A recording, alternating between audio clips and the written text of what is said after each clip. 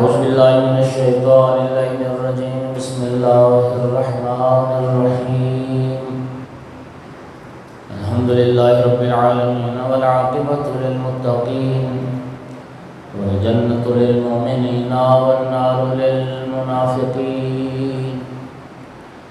الحمد لله الذي جعلنا من المتمسكين بولاية علي بن أبي طالب وأولاده المعصومين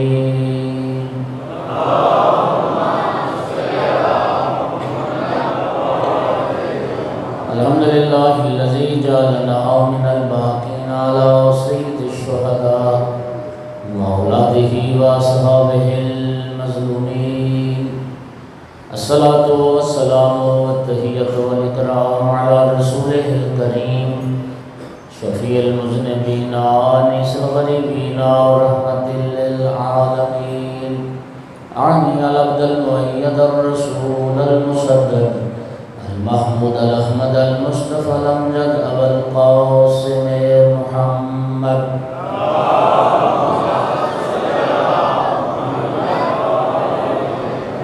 ثم الصلاة والسلام والتحية والإكرام على آله الطيبين الطاهرين المعصومين المنتجبين المنتخبين المظلومين واللعنة الدائمة على أعدائهم الملعونين من يوم عداوتهم إلى قيام يوم الدين وبعد يوم الدين أما بعد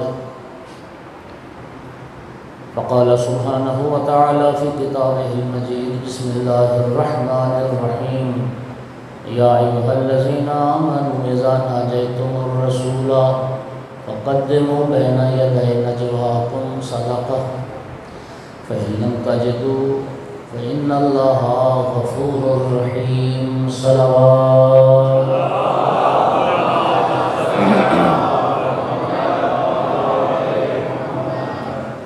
مومنین کرام،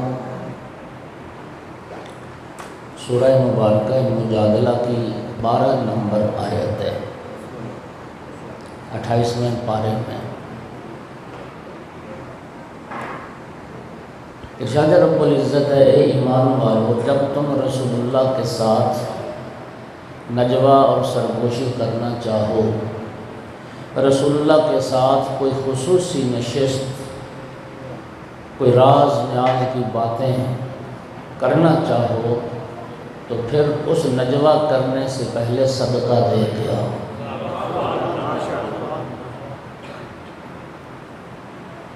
اس سے پہلے صدقہ دو۔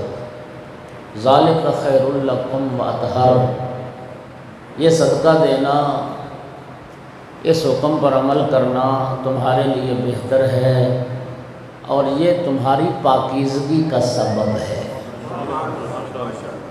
تمہارے دلوں کی طہارت کا سامان ہے۔ فَإِن لَمْ تَجِدُوا، اور ہاں اگر واقعاً تمہارے پاس صدقہ دینے کو کچھ بھی نہیں ہے تو پھر بغیر صدقہ کے بھی تم بات کر سکتے ہو۔ فَإِنَّ اللَّهَ غَفُورٌ رَحِيمٌ، اس لیے کہ اللہ بخشنے والا ہے، بہت بڑا بخشنے والا ہے اور وہ بہت بڑا رحم کرنے والا ہے۔ سامعین گرامی، ممکن ہے کہ پورے قرآن پر کوئی عمل کرنے والا ہو، گزر گیا ہو یا قیامت تک کا زمانہ پڑا ہے، ابھی نہیں ہے تو کل کو کوئی ایسا مومن کامل پیدا ہو جائے کہ جو پورے قرآن کا عامل ہو۔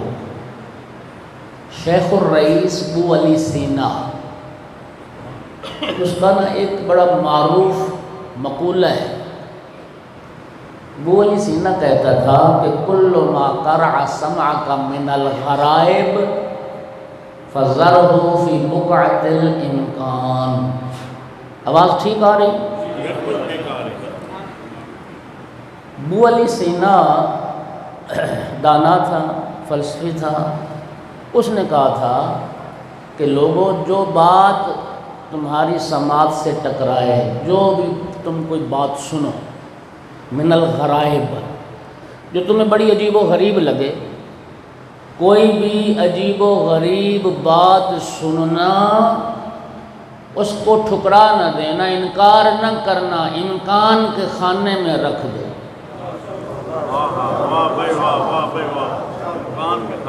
اس کو امکان کے خانے میں رکھ دو، دلیل کا انتظار کرو۔ اس بات کو ٹھکرانا تو بھی دلیل کے ساتھ، قبول کرنا تو بھی دلیل کے ساتھ۔ ٹھکرانے کی دلیل نہ ہو، ٹھکراؤ نہیں۔ اور امکان کا دائرہ آپ جانتے ہیں بڑا وسیع ہے۔ یقین کیجئے آج سے 50-100 سال پہلے، بہت دور نہیں جاتے ہیں، بہت ساری چیزوں کو انسان محال سمجھتا تھا، ناممکن سمجھتا تھا، آج وہ ہو گئی۔ ہوا یا نہیں؟ یہ جتنی سائنسی ایجادات ہیں 100 سال پہلے کسی کے تصور میں آتی تھی؟ جی نہیں، کسی کے تصور میں نہیں آتی تھی۔ ہم تو امام زمانہ کے ظہور کی علامات جب پڑھتے تھے تو ان علامات میں سے ایک علامت یہ بھی تھی کہ مشرق میں بیٹھا ہوا شخص مغرب میں بیٹھے ہوئے شخص کو دیکھے گا بھی، باتیں بھی کرے گا۔ یہ موبائل اور انٹرنیٹ کی ایجاد سے پہلے یہ بات سمجھ میں آتی تھی؟ جس کو ہم کل ناممکن سمجھتے تھے، آج وہ ہو نہیں گئی، ہو گئی۔ اور الحمدللہ پھر انسان اتنی ترقی کر گئے سائنسی، وہ ایک بڑی اچھی پوسٹ آئی تھی، بعض باتیں تو بڑی اچھی آتی ہیں۔ وہ کہتے تھے کہ جو گزشتہ زمانوں کے بادشاہ گزرے، فرعون گزرا، قارون گزرا، نمرود گزرا، قیصر و کسریٰ گزرے، ان بادشاہوں کو یہ سہولتیں حاصل تھیں جو آج تمہیں حاصل نہیں۔ ان کے پاس تو یہ پنکھا بھی نہیں تھا، تھا پنکھا؟ بادشاہوں کی تصویریں ہمیشہ یوں ہی آتی ہیں، 2 کنیزیں یا 2 نوکر پنکھا لے کے وہ یہ نہیں، ان کے پاس پنکھے نہیں تھے، آج تمہارے پاس پنکھے ہیں۔ تو کہتے تھے وہ جو جمشید بادشاہ تھا، اس کے پاس ایک سرائی تھی، مٹی کا پیالہ تھا، تو اس میں پانی ٹھنڈا رہتا تھا، اور اس زمانے میں یہ بڑی بات تھی۔ وہ اقبال نے بھی ایک کہا ہے نا شعر میں، اور بازار سے لے آئے اگر ٹوٹ گیا، جام جم سے تیرا جام سفال اچھا۔ آپ بتائیے، ہر گھر میں ریفریجریٹر پڑا ہے، یہ چیزیں ٹھنڈے کرنے والے آلات تھے اس زمانے میں؟ اللہ کا نا شکر کیا کرو، دنیا کے بادشاہوں کو وہ سہولتیں میسر نہیں تھی جو تمہیں میسر۔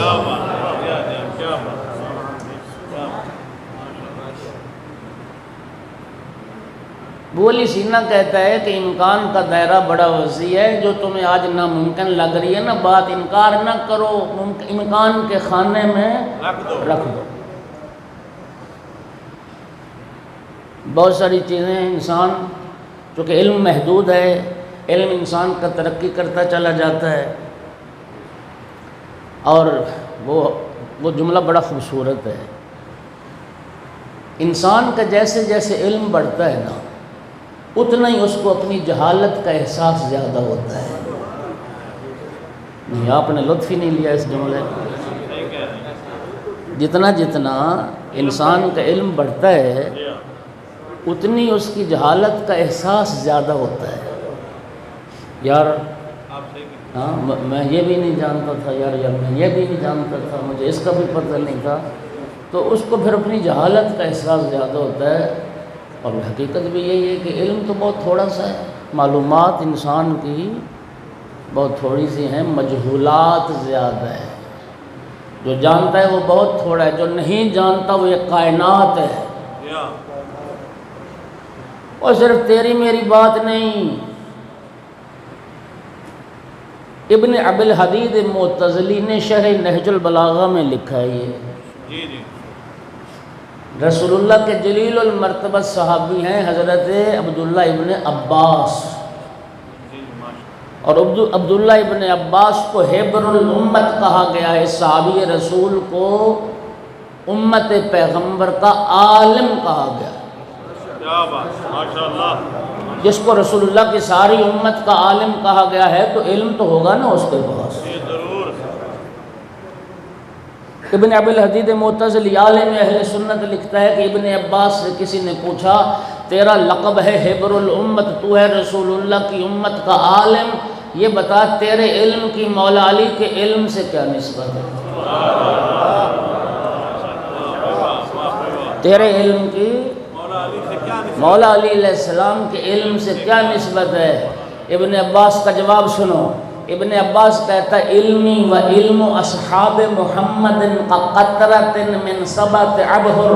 ابن عباس کہتا ہے میرا علم بھی اور تمام صحابہ کا علم بھی علی کے علم کے مقابلے میں ایسے ہے جیسے قطرہ 7 سمندر کے مقابلے میں۔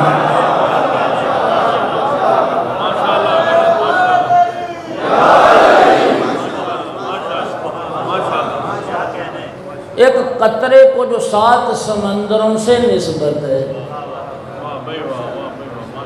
ساری امت کا علم قطرہ، مولا علی علیہ السلام کا علم 7 سمندر۔ تو بات علم کی آئی تو میں نے یہ کی۔ سامعین گرامی، اسی پس منظر میں یہ جملہ کہہ رہا ہوں کہ ممکن ہے پورے قرآن پر کوئی عمل کرنے والا مل جائے، پیدا ہو جائے، لیکن خدا کی قسم مولا امیر المومنین فرماتے ہیں آیت نجوہ قرآن کی واحد آیت ہے، میرے علاوہ نہ کسی نے اس پر عمل کیا نہ کوئی کرے گا۔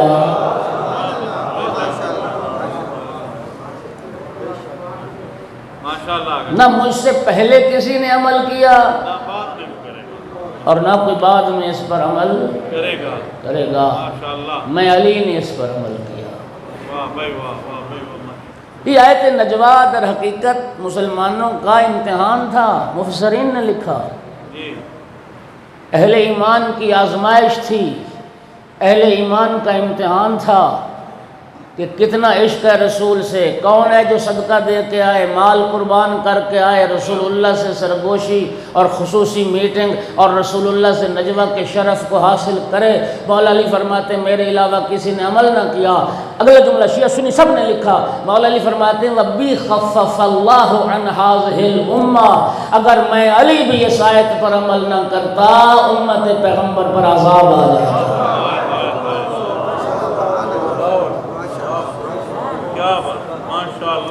میری وجہ سے اللہ نے عذاب کو ہٹا لیا، میری وجہ سے، میرے عمل کرنے کی وجہ سے اللہ نے معاف کر دیا۔ اگلی آیت میں توبہ کا لفظ ہے، خدا نے تمہیں معاف کر دیا۔ اس پر علی ابن ابی طالب علیہ السلام نے عمل کیا۔ کیا بات، ماشاءاللہ ماشاءاللہ۔ اچھا، ابھی بھی کوئی سمجھ میں شک رہ گیا ہے، سمجھ نہیں آئی مشکل کشائی کسے کہتے ہیں؟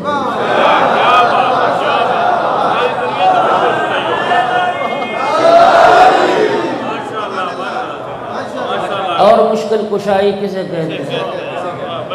اور بھائی یہ بھی اعتراف ہے کہ علی مشکل کشا ہے، لولا علی لہلک فلاں، علی نہ ہوتے میں ہلاک ہو جاتا، یہ بھی مشکل کشائی ہے۔ ماشاءاللہ کیا بات، بے شک یہ بھی مشکل کشائی ہے، کیا بات۔ امیر المومنین حلال المشکلات، یہ لقب ہے نا آقا، مشکلوں کو حل کرنے والے۔ اور میرے دوستو، رسول اللہ کا ایک جلیل اور مرتبہ صحابی کہتا ہے لَأَبْقَانِ اللَّهُ لِمُعْزَلَةٍ لَيْسَ لَهَا أَبُو الْحَسَنِ، اللہ مجھے اس دن کے لیے زندہ نہ رکھے کوئی مشکل آئے اور حل کرنے والا علی نہ ہو۔ کیا بات، حل کرنے والا علی نہ ہو، حل کرنے والے۔ مولا امیر المومنین کی ذات، مولا امیر المومنین کی ذات دنیا میں بھی اللہ کے عذاب سے بچاتی ہے، اور مولا علی کی ولایت کا عقیدہ قیامت کو بھی جہنم سے بچانے والا ہے۔ یہ کیا سمجھتے ہیں؟ میں نے اپنی بات کی ہے؟ رب کعبہ کی قسم، رب کی بات کی ہے۔ حدیث قدسی پڑھنے لگا ہوں۔ اللہ رب العزت حدیث قدسی میں فرماتا ہے، ولایت علی ابن ابی طالب حصنی، من داخل حصنی امن من عذابی امن من ناری۔ اللہ فرماتا ہے علی کی ولایت میرا وہ مضبوط قلعہ ہے جو اس قلعے میں داخل ہو جائے گا میرے جہنم کے عذاب سے بچ جائے گا۔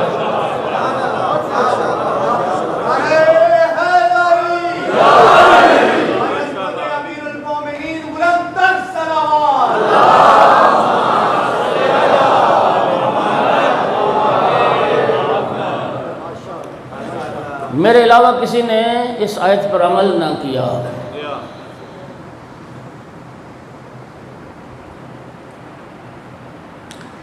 چونکہ بہت سارے احباب میں سمجھتا ہوں آج نئے ہیں، کل بارش کی وجہ سے مومنین شاید پہنچ نہیں سکے۔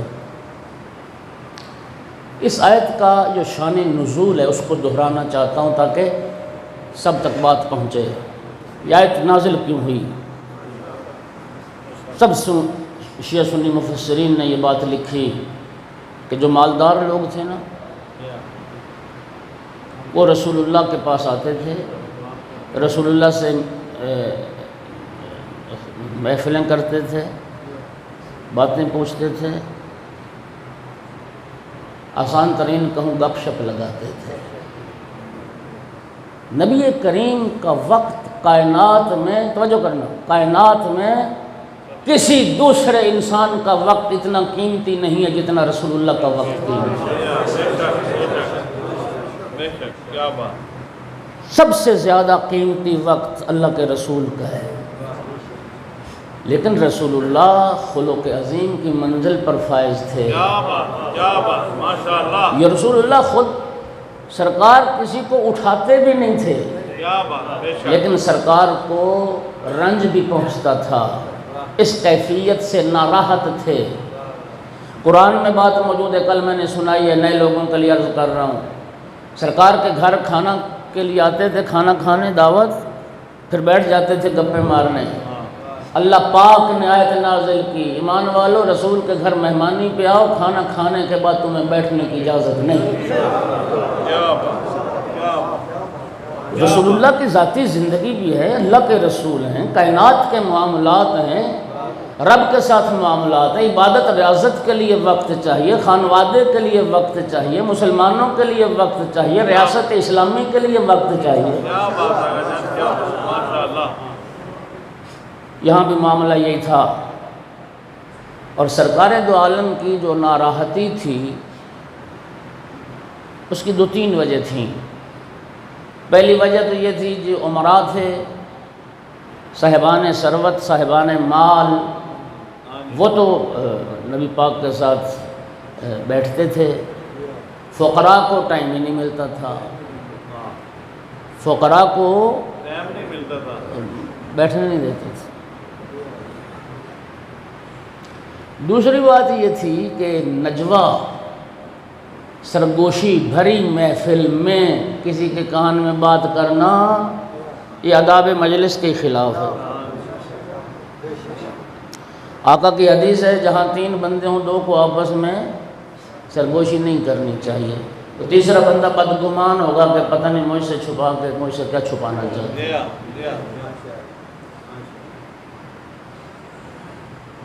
2 باتیں ہو گئی۔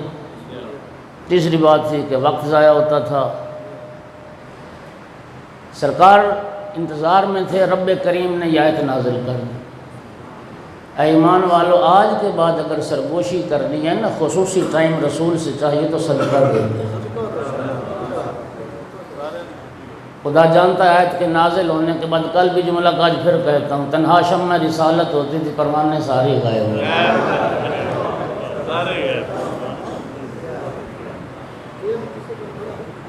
صدقہ کی کوئی حد معین نہیں کی گئی تھی۔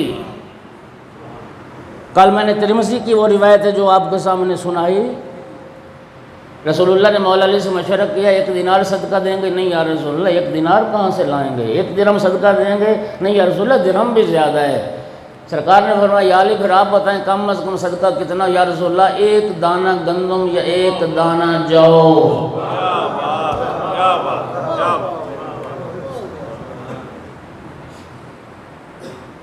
لیکن جناب امیر فرماتے ہیں میرے علاوہ کسی کو توفیق نہیں۔ یہ سب نے لکھا، کسی کو توفیق نہ ہوئی۔ میں علی نے جب یہ آیت نجوہ نازل ہوئی 1 دینار تھا میرے پاس، مولا امیر فرماتے ہیں اس 1 دینار کو 10 درہم کے عوض فروخت کیا۔ درہم چاندی کے ہوتے تھے، 10 درہم کا 1 دینار بنتا تھا، تڑوا لیا 1 دینار، 10 درہم لے لیے۔ اور مولا امیر فرماتے ہیں میں ہر روز 1 درہم صدقہ دے کے رسول اللہ کی خدمت میں آتا تھا اور رسول اللہ کے ساتھ راز نیاز کرتا تھا۔ میں نجوہ کرتا تھا، رسول اللہ مجھے اسرار تعلیم فرماتے تھے۔ شیعہ بیٹھے ہو سنی بیٹھے، خدا کے لیے اس جملے پہ ذرا غور کرنا، پیغمبر اللہ نے رسول اللہ کو ساری کائنات کے لیے استاد اور معلم بنا کے بھیجا ہے۔ کیا بات ہے، ماشاءاللہ ماشاءاللہ، بے شک۔ والذی بعث فی الامیین رسولا منہم یتلو علیہم آیاتہ ویزکیہم ویعلمہم الکتاب والحکمہ۔ کیا بات، ماشاءاللہ۔ رسالت کی تو ذمہ داری یہ تھی کہ امت کو تعلیم کتاب و حکمت دیں، معلم بن کے آئے تھے۔ اور سرکار کی حدیث ہے انما بعثت معلما، مجھے معلم اور استاد بنا کے بھیجا گیا ہے۔ استاد آتا ہے سب کو پڑھانے کے لیے۔ رسول اللہ سے کسی نے کتنا علم لیا اپنے اپنے ظرف کی بات ہے، لیکن خدا کی قسم یہ ماننا پڑے گا کہ ان 10 دنوں میں جو علم رسول اللہ نے مولا علی کو دیا وہ کسی کو نہیں دیا۔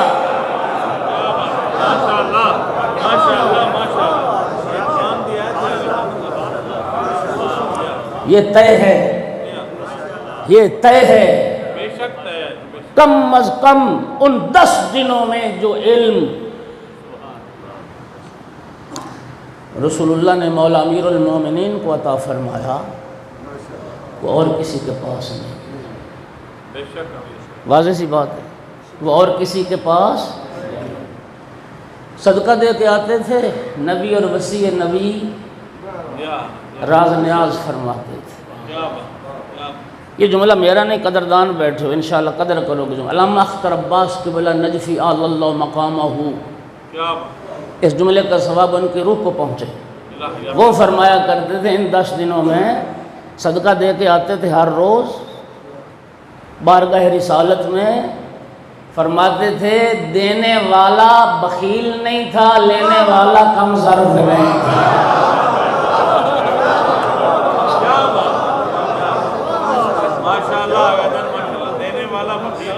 علم دینے والے کے پاس بخل نہیں تھا اور لینے والے کا ظرف چھوٹا نہیں تھا۔ عطا کرنے والے رسول اور لینے والے وسیع رسول۔ اب سمجھو اس حدیث کو، پیغمبر نے فرمایا انا مدینۃ العلم وعلی بابها۔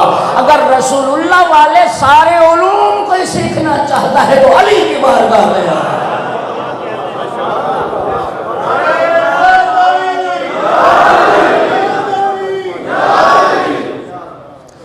یا علی یا علی انت وارث علمی۔ ماشاءاللہ، بے شک بے شک۔ یہ سرکار کی حدیث ہے، یا علی میرے علم کے وارث آپ ہیں۔ اور اگلی بات، رسول اللہ کے بعد مولا علی، اور مولا علی علیہ السلام کے بعد مولا علی کے 11 بیٹے، یہ رسول اللہ کے علم کے وارث ہیں۔ نجوہ فرماتے تھے، راز نیاز ہوتا تھا، اور فرمایا کسی اور نے عمل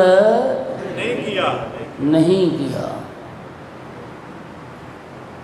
مولا علی سے پہلے کوئی کر بھی نہیں سکتا، یہ بات ذرا سنی۔ نہج البلاغہ میں آقا امیر المومنین کا وہ وصیت نامہ موجود ہے۔ 19 رمضان المبارک کی صبح آقا کے سر اقدس پر ضرب لگی، 21 کو آقا کی شہادت ہے۔ شہادت سے پہلے ایک وصیت نامہ ہے مولا امیر علیہ السلام پر، وہ وصیت نامہ اب لفظ پڑھ لیں، اولاد کے لیے اور قیامت تک آنے والے، قیامت تک، یہ لفظ ہے من بلغہ کتابی، قیامت تک میرے جس شیعہ مومن تک یہ میری وصیت پہنچے اس کے لیے میری وصیت۔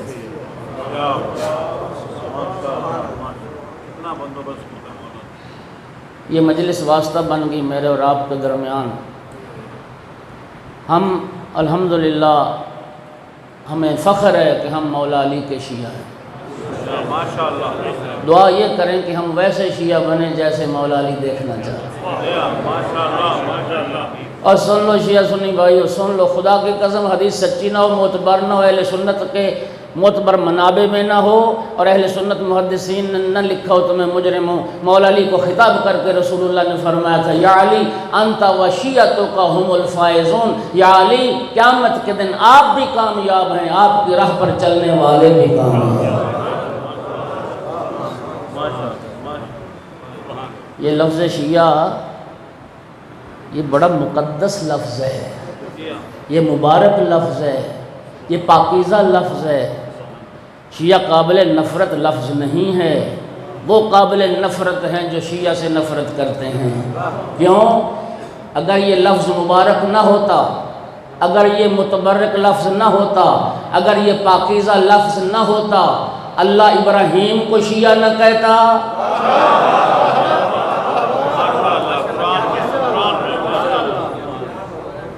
جو لفظ اللہ رب العزت اپنے خلیل کے لیے استعمال کرے وہ لفظ کتنا مبارک ہے۔ قرآن نہیں کہتا وَإِنَّ مِن شِيعَتِهِ لَإِبْرَاهِيمَ، اس بحث کو چھوڑو کہ ابراہیم کس کے شیعہ تھے شیعہ۔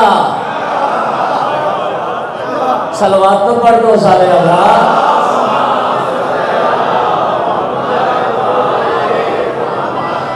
یہ تفسیروں کا مطالعہ کرو گے، قرآن کے تراجم اور حواشی پڑھو گے، یہ بھی طے ہو جائے گا کہ ابراہیم کس کا شیعہ تھا، لیکن مانو کہ رب نے کہا شیعہ ہے۔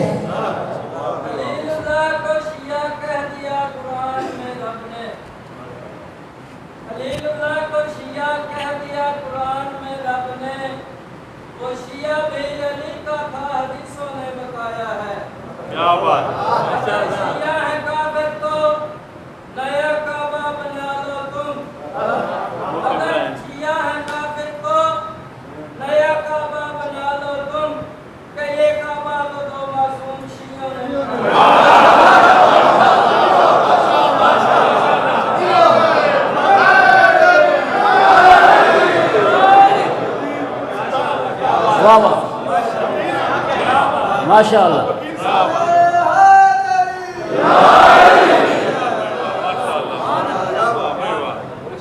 یہ لفظ مبارک کی 2 دلیلیں دے رہا ہوں کہ کتنا مقدس لفظ ہے۔ اللہ رب العزت نے اپنے خلیل کو لفظ شیعہ سے یاد کیا، اور یہ دوسرا اس لیے بھی مبارک لفظ ہے کہ رسول اللہ نے قیامت کے دن کامیاب ہونے والوں کو بھی شیعہ ہی کہا۔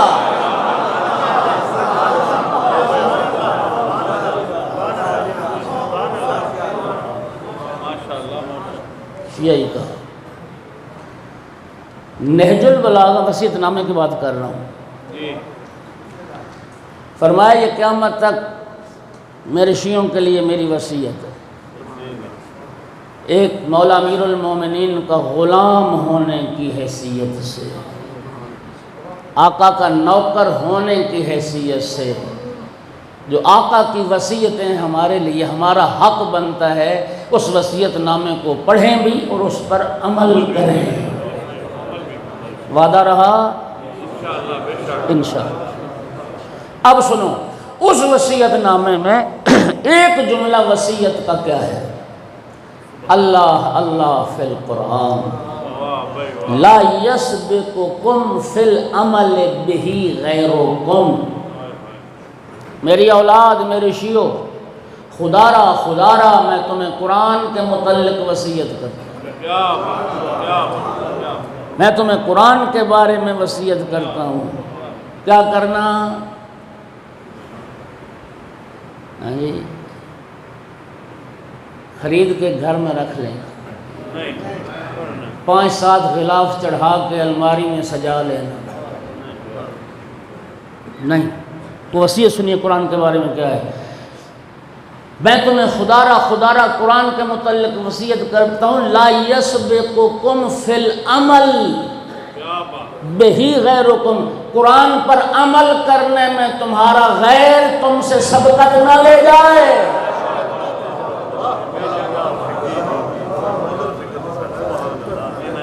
قرآن پر عمل کرنے میں تم سبقت لے جانا جو علی والے ہو، تمہارا غیر قرآن پر عمل کرنے میں تم سے سبقت نہ لے۔ توجہ، اب جو آقا و مولا اپنی اولاد کو اور اپنے شیعوں کو وصیت کر رہے ہیں، اس کا مطلب یہ ہے کہ مولا علی قرآن پر عمل کرنے میں ساری امت سے سبقت لے گئے۔ مولا امیر المومنین، مولا امیر المومنین پر کسی نے سبقت حاصل نہیں کی ہے۔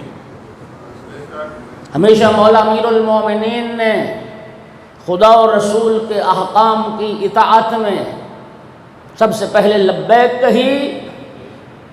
وہ مولا علی جو خود قرآن پر عمل کرنے میں سبقت لے گئے، انہوں نے کہا کہ تم بھی سبقت حاصل کرو۔ اور آیت نجوہ پھر قرآن کی واحد آیت ہے، اس پر مولا علی نے تو عمل کیا ہی کیا، باقیوں میں سے کسی نے عمل نہیں کیا۔ ایسے ہی ہے بے شک آپ سے کہہ رہے قرآن میں لکھا ہوا۔ مجھے کوئی غرض نہیں اس سے، ہوں گے سارے واقعات، کل بھی بات کی پھر دہراتا ہوں۔ نئے لوگ آئے ہیں، کسی نے گھر دیا اور کسی نے آدھا گھر دیا اور کسی نے کنویں خرید کے وقف یہ کیے ہوں گے، قیامت تک آیت پکار پکار کے بتاتی رہے گی علی کے سوا کسی نے عمل نہیں کیا۔ کوئی نہ تھا 4 آنے دے کے، صدقہ دے کے رسول اللہ کے ساتھ نجوہ کے شرف کو حاصل کرتا، کسی کو توفیق نہیں، تنہا رسول اللہ رہ گئے تھے۔ اور مولا علی کیوں نہ عمل کرتے؟ رسول اللہ نے نہیں فرمایا القرآن معی وعلی، اس معیت کا معنی کیا ہے؟ مولا علی کی جیب میں قرآن ہوتا تھا، پیغمبر نے دیکھ کے فرمایا قرآن علی کے ساتھ؟ ایسا نہیں ہے، ایسا نہیں ہے۔ مولا علی قرآن کے ساتھ ہیں کا معنی یہ ہے کہ ہر قرآن کے حکم پر مولا علی نے عمل کیا، بے شک۔ اور قرآن علی کے ساتھ ہے کا معنی کیا ہے؟ اللہ نے علی کے کردار کو قرآن بنایا ہے۔ کتنی آیات ہیں قرآن میں، مولا علی علیہ السلام نے عمل پہلے کیا، اعتبار ہمارے ایک بزرگ عالم دین کا جملہ، اور آپ نے ہزاروں بار سنا ہوا ہے، ہزاروں بار، انہوں نے بڑی خوبصورت بات کی کہ رسول اللہ نے فرمایا قرآن علی کے ساتھ علی، اور یہ ساتھ دنیا کی زندگی تک نہیں ہے۔ رسول اللہ فرماتے فَإِنَّهُمَا لَن يَفْتَرِقَا، قرآن اور مولا علی علیہ السلام ایک دوسرے سے ہرگز جدا نہیں ہو سکتے، جدا حتی یرد علی الحوض، قیامت کا دن آئے گا، میں حوض کوثر پر موجود ہوں گا، قرآن اور علی اکٹھے میں محمد کے پاس۔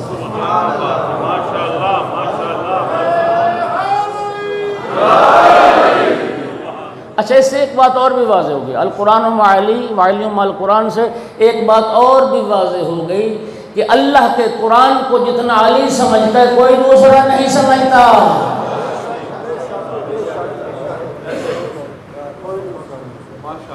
اس قرآن کی تفسیر کا حق اسی گھرانے کو ہے جس گھرانے میں یہ قرآن اترا ہے، جس گھرانے میں یہ قرآن اترا ہے۔ وہ ہمارے اہل علم بزرگ کا جملہ کیا ہے، وہ فرماتے تھے القرآن و علی و علم، القرآن کا مطلب یہ ہے اگر اللہ رب العزت قرآن کو کسی انسان کی شکل میں نازل کرتا تو مولا علی کی شکل میں، اور اگر اللہ مولا علی علیہ السلام کو کسی کتاب کی صورت میں بھیجتا تو قرآن کی صورت میں۔ انسانی وجود میں قرآن ڈھل جائے تو علی بنتا ہے، علی کتاب کی شکل میں ڈھل جائے تو قرآن بنتا ہے۔ مولا علی سے پہلے کسی نے عمل نہیں کیا۔ لیکن یہ کیا ہوا کہ مولا علی فرماتے میرے بعد بھی کسی نے عمل نہ کیا، یہ پھر ادھار رہ گیا، کیونکہ ابھی یہاں ایک اور جگہ پہ قریب آپ کے مجلس کے لیے جانا ہے، 12 بجے وہاں پڑھنا ہے، تو آج کے لیے اتنا کافی، چند جملے ذکر مصیبت کے، میں اپنا ٹائم پورا پڑھوں گا انشاءاللہ، لیکن تھوڑا سا مصائب تھوڑا سا زیادہ پڑھنا چاہتا ہوں۔ 28 رجب کو جب امام حسین علیہ السلام 28 رجب کو جب امام حسین علیہ السلام مدینہ سے چلے، 2 روایتیں سنیں۔ افواج، لفظ روایت میں افواج ہے، افواج ملائکہ، افواج ملائکہ آسمان سے اتری آقا امام حسین علیہ السلام کی خدمت میں، نیزے ان کے ہاتھوں میں تھے، جنتی سواریوں پر سوار تھے۔ السلام علیکہ یا حجت اللہ، اے اللہ کی حجت سلام ہو، آپ اپنے نانا، اپنے بابا اور اپنے بھائی کے بعد آپ اللہ کی حجت ہیں۔ آقا اللہ نے ہمارے ذریعے آپ کے نانا کی مدد کی، کثیر مقامات پر فرشتے نازل ہوئے، ملائکہ آئے۔ اب بدر کا واقعہ پڑھ لیں اور دوسرے واقعات۔ اے فرزند رسول، ہمارے ذریعے متعدد مواقع پر اللہ نے آپ کے نانا کی مدد کی ہمارے ذریعے، اور اب اللہ نے ہمیں آپ کی مدد کے لیے بھیجا ہے۔ آقا اگر آپ حکم دیں آپ کا ایک ایک دشمن چن کے مار دیا جائے۔ میرے آقا نے فرمایا اے میرے رب کے ملائکہ، جس دن سے اللہ نے اس زمین کو بچھایا تھا میری قبر کربلا میں بن گئی تھی، میری وعدہ گاہ کربلا ہے۔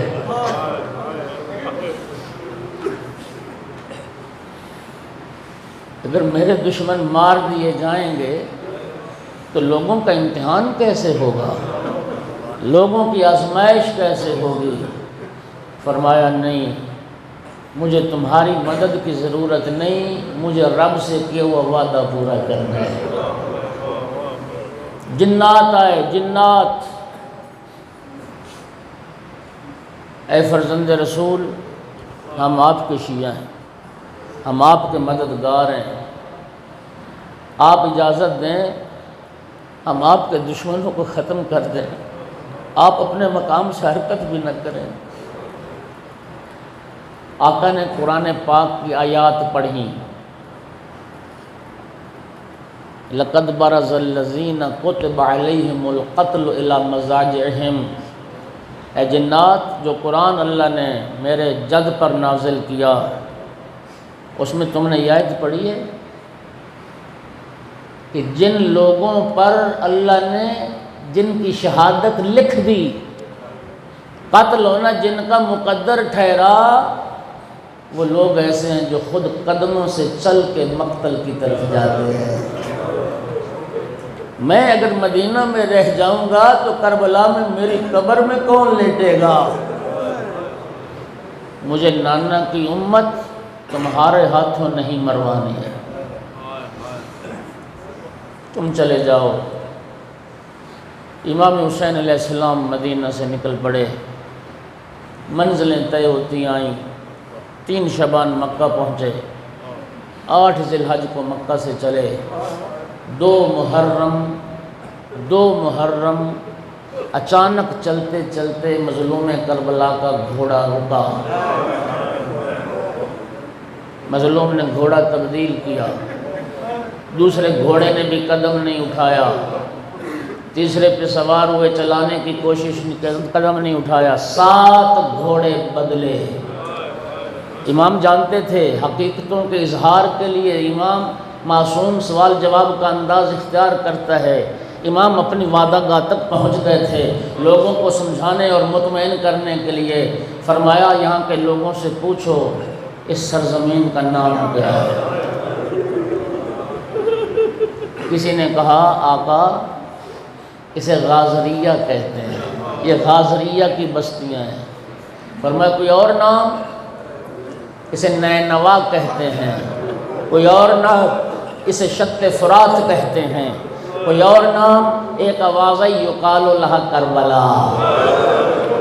آقا اس زمین کو کربلا، فرمایا واللہ ھذی ارض کرب و بلا، بخدا یہ کرب و بلا کی سرزمین ہے، یہ کرب و بلا کی سرزمین ہے۔ فرمایا واللہ ہا ہنا مناخ رقابنا، یہیں پر ہماری سواریاں اتریں گی، ومحط رحالنا، اسی زمین پر ہمارے خیمے لگیں گے۔ پہلے دن کربلا پہنچے، بتا دیا ساتھیوں کو کوئی دھوکے میں نہ رہے، ہا ہونا یقتل رجالنا، ہمارے مرد یہیں مارے جائیں گے، تذبح اطفالنا، ہمارے بچے اسی زمین پر ذبح ہو جائیں گے، تذبح نساؤنا، رسول کی بیٹیاں یہیں پہ قیدی بنائیں گے۔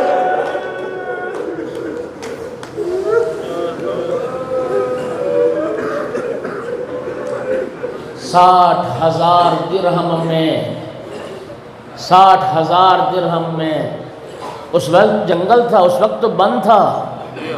مظلوم کربلا نے اس خطہ کربلا کو بنی اسد کے لوگوں سے خرید فرمایا،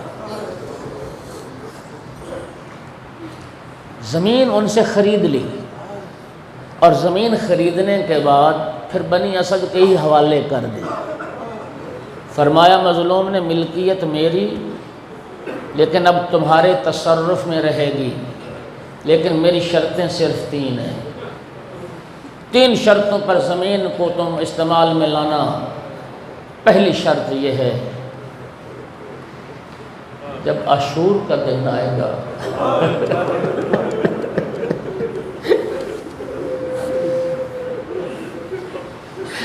ہمارے مرد سب مارے جائیں، اے بنی اسد کے لوگوں صرف اتنا احسان کرنا، ہماری لاشوں کو دفنا، ہمارے بے گوروں کو لاش،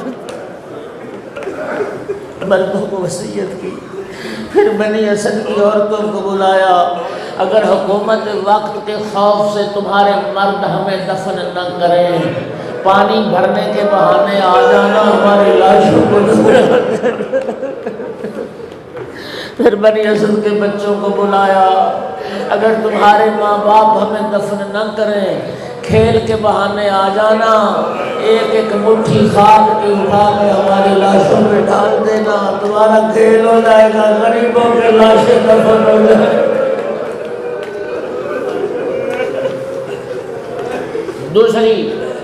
دوسری شرط، یہ زمین تمہارے تصرف میں رہے گی، میری قبر بن جائے گی، پوری دنیا سے پھر زائر آئیں گے میری قبر کی زیارت کے لیے۔ میری شرط صرف اتنی ہے، کوئی میرا زائر میری قبر کا پوچھے تو میرے زائر کا ہاتھ پکڑ کے میری قبر پہ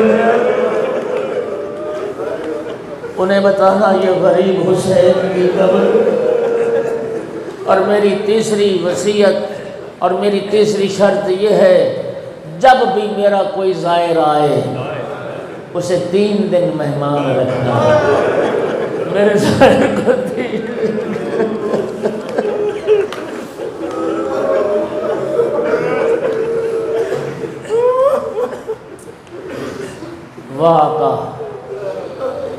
وصیت بنی اسد کے لوگوں کو تھی اور وصیت کربلا میں رہنے والوں کو تھی جو 40 پہ گواہی دو۔ خدا کی قسم آج پورا عراق زائرین حسین کے لیے مہمان میزبان ہے۔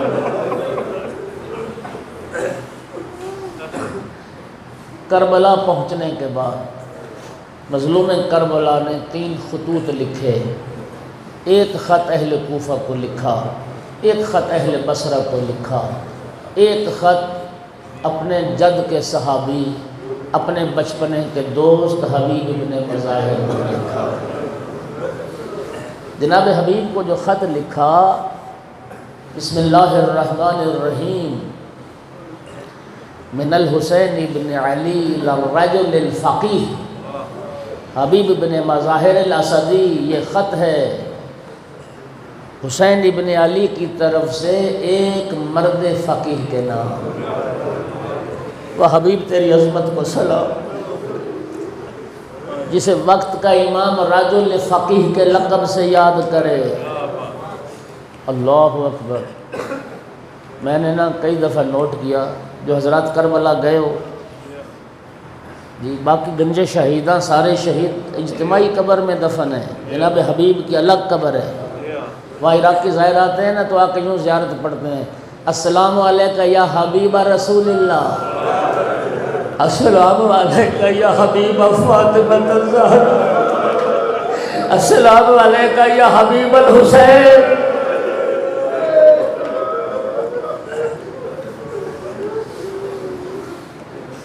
اما بعد، خط کا مضمون، اما بعد فإنا نزلنا کربلا، حبیب ہم کربلا پہنچ گئے، فأنت تعلم قرابتنا من رسول اللہ، حبیب تو تو جانتا ہے میرا رسول سے کیا رشتہ ہے، انت ذو شمت وغیرہ، اے حبیب تو تو صاحب غیرت مرد ہے، ان ارادت نصرتنا فاقدم الینا عاجلا، حبیب اگر میری مدد کا ارادہ ہے نا تو پھر جلدی کربلا آ جائے، اگر میری مدد کا ارادہ ہے۔ مولا کا قاصد کوفہ پہنچا بڑی مشکل سے، دوپہر کا وقت تھا، زوجہ جناب حبیب زوجہ کے ہمارا کھانا کھا رہے تھے، دق الباب ہوا، جناب حبیب دروازے پہ کون؟ ایک آہستہ سے آواز، یا نا برید الحسین، میں حسین کا قاصد ہوں۔ دروازہ کھولا، قاصد نے خط دیا، مولا کا خط لے کے چوما، بوسہ دیا، آنکھوں سے لگایا، مضمون خط کھولا، پڑھا، مضمون سے آگاہ ہوا۔ زوجہ نے پوچھا حبیب کس کا خط ہے؟ کا فرزند زہرا کا خط ہے۔ کیا لکھا فرزند زہرا نے؟ مجھے اپنی مدد کے لیے کربلا بلایا ہے۔ حبیب کیا ارادہ ہے؟ حالات اتنے سنگین تھے، باپ بیٹے سے دل کی بات نہیں کرتا، بیٹا باپ سے نہیں کرتا، بیوی شوہر سے نہیں کرتی، شوہر بیوی سے نہیں کرتا۔ زوجہ نے پوچھا حبیب پھر تمہارا ارادہ کیا ہے؟ زوجہ کے ایمان کو پرکھنے کے لیے حبیب کہتا ہے قاسم کی ماں تو جانتی ہے میں بوڑھا ہو چکا ہوں، تیر تلوار نیزہ چلانے کی اب مجھ میں ہمت کہاں ہے۔ خدا کی قسم کنیز زہرا کہتی حبیب تجھے حیا نہیں آتی؟ رسول کا بیٹا مدد کریے اور تو بات نہیں کرتا ہے۔ پھر کہتا ہے قاسم کی ماں میں چلا گیا، ابن زیاد گھر برباد کر دے گا، فصلیں اجاڑ دے گا، تمہیں قید کر لے گا۔ غیرت ایمانی سے اٹھی، اپنے سر سے دوپٹہ اتار کے حبیب کے سر پہ دیا، کہتی بیٹھ گھر میں عورتوں کی طرح، کربلا کا رخ کر کے کہتی فرزند رسول کاش میں مر دوں۔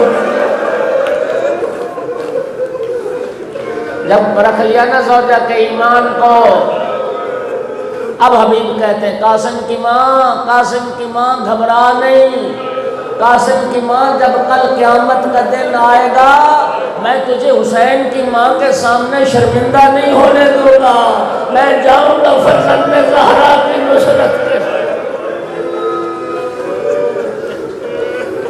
اجرکم علی اللہ۔ خط لیا، جناب مسلم ابن اوسجہ یہ بھی صحابی رسول ہیں، جناب حبیب بھی صحابی رسول ہیں، مسلم کے دروازے پر آئے، دق الباب کیا، زوجہ باہر آئی، بھائی مسلم کدھر ہیں؟ زوجہ نے بتایا داڑھی کو خضاب کرنا چاہتے تھے، مہندی خریدنے بازار تک گئے ہیں۔ جناب حبیب پیچھے پیچھے آ گئے، جناب مسلم ابن اوسجا خضاب کے لیے مہندی خرید چکے تھے۔ مسلم بھائی میں تمہاری تلاش میں تمہارے گھر گیا تھا، تمہاری زوجہ نے بتایا کہ خضاب خریدنے گئے ہیں، مہندی لینے گئے ہیں۔ مسلم میں تجھے ایک ایسے خضاب کی خبر دینے آیا ہوں، اگر وہ خضاب داڑھی میں لگاؤ گے قیامت تک رنگ نہیں اترے۔ حبیب کھل کے بات کرو۔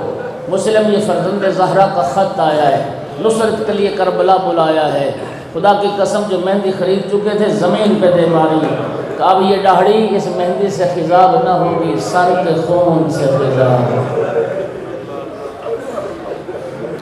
وقت تمام ہوا، تلوار گھوڑا غلام کو دیا کہ چھپتے ہوئے خفیہ راستوں سے کوفے کے باہر فلاں مقام پر میرا انتظار کرو۔ جناب حبیب کو آنے میں دیر ہو گئی، غلام نے دیکھا حبیب کا گھوڑا رو رہا ہے۔